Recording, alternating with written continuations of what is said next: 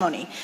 From Vox, September 29th, Rep. Adam Schiff said Sunday the whistleblower at the center of a growing scandal surrounding President Donald Trump will testify before the House Intelligence Committee very soon. On CNN, September 29th, Schiff said Sunday on ABC as well as NBC's Meet the Press that he expects the whistleblower to testify very soon. The Washington Post, September 29th. In an appearance on ABC News this week, Schiff echoed Pelosi's message. He also said he expected the Intelligence Committee to hear from the whistleblower very soon, pending a security clearance from Acting Director of National Intelligence Joseph Maguire. In the Huffington Post, Schiff told ABC's This Week that he expects the whistleblower to appear before this committee very soon. In the New York Post, quote, "We'll get the unfiltered testimony of that whistleblower." In the Washington Times, quote, "That whistleblower will be allowed to come in." These are all quotes from Chairman Adam Schiff. In Talking Points memo, the question was posed, actually this was by George Stephanopoulos, have you reached an agreement yet with the whistleblower and his or her attorneys about coming before the committee and providing the information firsthand?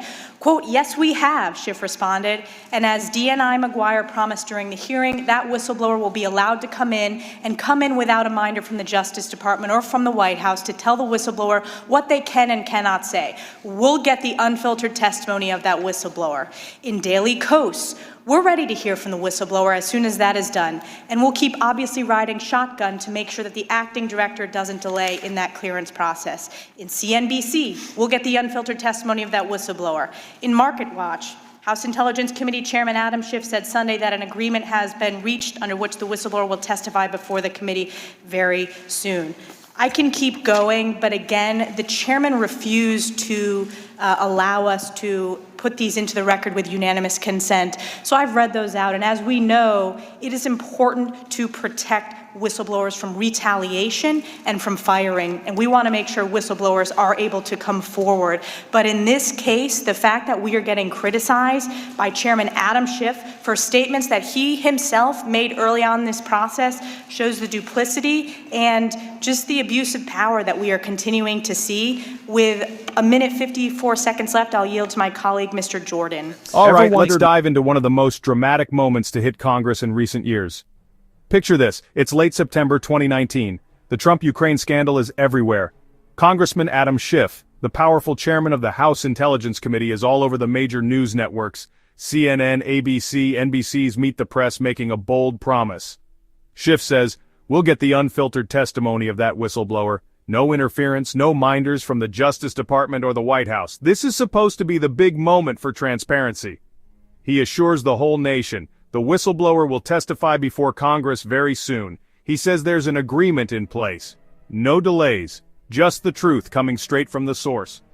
These promises get flashed everywhere. The Washington Post, CNBC, Market Watch, people are on the edge of their seats.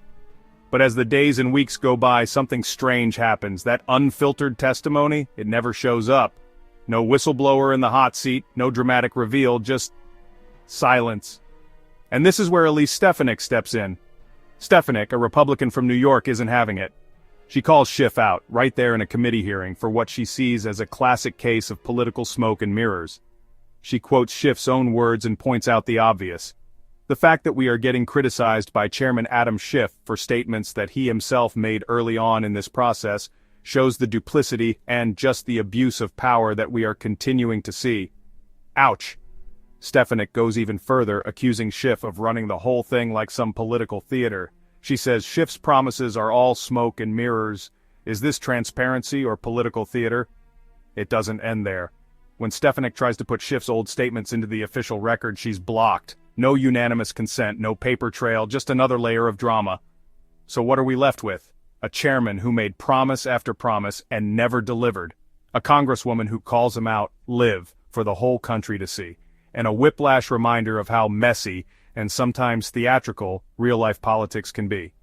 Is this transparency, or is it all just for show? Let me know what you think in the comments, and if you want more political drama, don't forget to hit that subscribe button. Thanks for watching.